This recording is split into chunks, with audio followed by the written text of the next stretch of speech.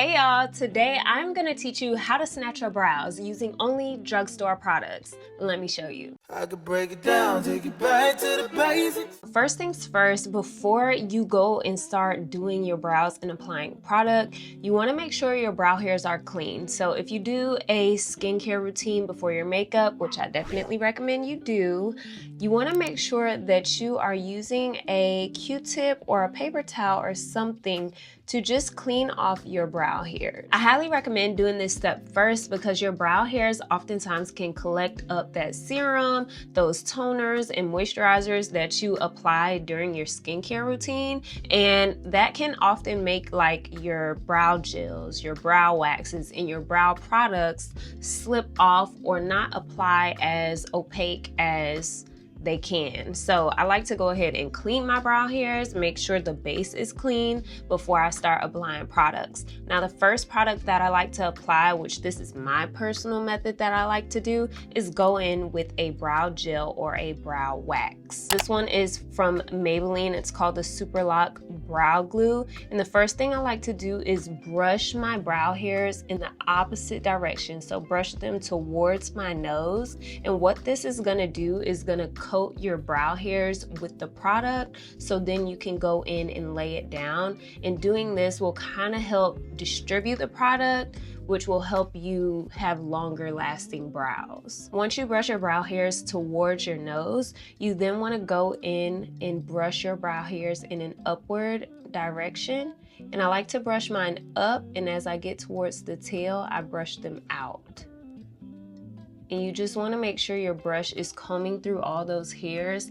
That is what gives you the more laminated look. If you like a laminated brow, this tutorial is for you. So this is what my brows look like after brushing up the brow hairs on this side. I'm gonna do the same thing on this side. Now this brow glue does get tacky fast, so I recommend working with one brow at a time, because this one dries down, and I like that it dries down fast because your brow hairs aren't gonna move when it's time to apply and fill in the sparse areas. Now another reason why I like the laminated brow look is because when I lay my brow hairs down like this with the brush, I can see the sparse areas a little bit more clearly, which helps me not over apply product and have like permanent marker brows, but it allows me to have just like a fuller look. So after I brush them up, I like to press and just carve out the top, almost like I'm outlining my brow shape. And this is gonna give your brow some shape. This is also gonna help it look a little bit more clean. And then areas like this where it looks sparse, sometimes I try to see if I can brush the brow hairs in a different manner to kind of cover that space as much as I can before I go in and apply product. So see, that looks a little bit better there. So now our brow hairs are set with our brow glue. Now I like to go back in with my Q-tip and clean up around the edges, because any of that excess brow product, you want to make sure you clean that off so it doesn't hinder your base application. So when you're doing your concealer and your foundation and all that stuff, you don't want any excess like brow glue piling up under your foundation. So you just want to go ahead and clean around and get off any excess brow glue. And if you need to, you can go in with like a Q-tip with micellar water on it, and that'll also ensure that you don't have any residue left around your brows. So after you let everything dry down, if you want a softer look, you can go in with like an eyeshadow or a brow shadow, but I like to use a brow pencil because this is a little bit more beginner friendly and easier to use. So I have the e.l.f. Ultra Precise Brow Pencil. Because I've dyed my hair black, I usually go with the darkest pencil shade. So I think this one is like a black or espresso type shade. The first step I like to do when it comes to using a brow pencil is to underline my brows. Underlining the brow gives you a good base and a good starting point. One rule of thumb that I like to do is start my brow. I just take my brow pencil and lay it next to like the tip of my nose, and straight up is where like my rule of thumb is for where your brow is supposed to start. So as you see, I drew that line out to right where it lines up right here. So if you put a straight edge from the corner of your nose to the corner of your eye, that trajectory is typically where your brow tail should end. So I kind of draw it out until about that point.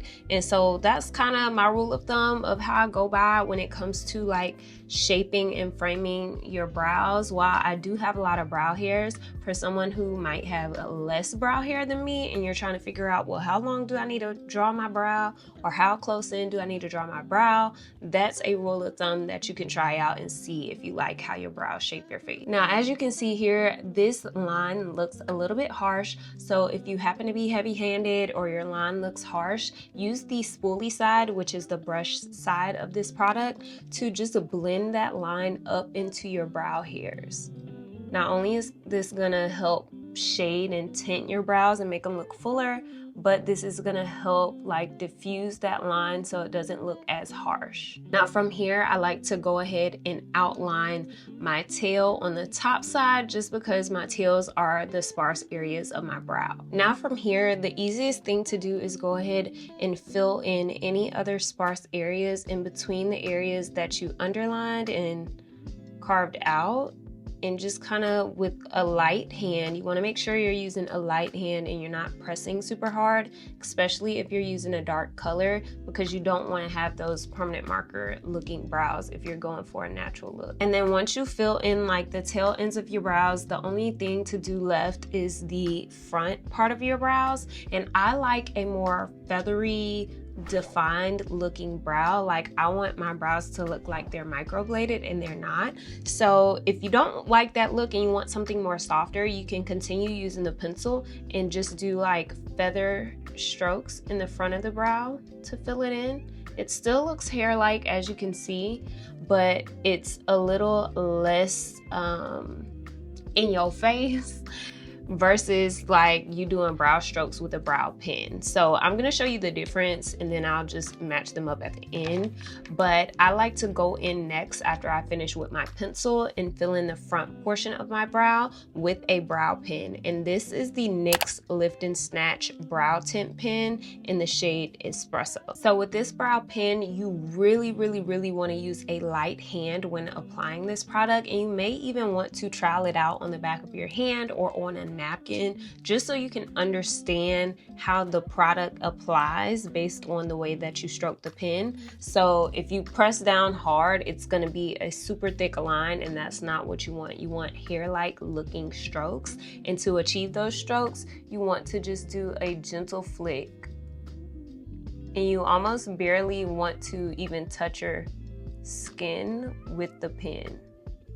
Like you want it to barely glaze. But you see how this is a little bit more defined on this side than this side, which is a little bit more diffused. That's going to be the difference that comes into play when you're applying with a brow pen versus a brow pencil. So sometimes I'll just do like a brow glue in the brow pen, and that does it for me, and I'm like satisfied with how my brows look. And I'll just fill in the tails of my brows with the pen to give a more sculpted shape. But this is how my brows look, how I normally do them. And if you want a more softer look, you can just stick with using the brow pencil and you'll have this kind of look. So now that you see the difference between the two, I'm gonna go ahead and fill in this brow with my brow pen just to give it a little bit more definition.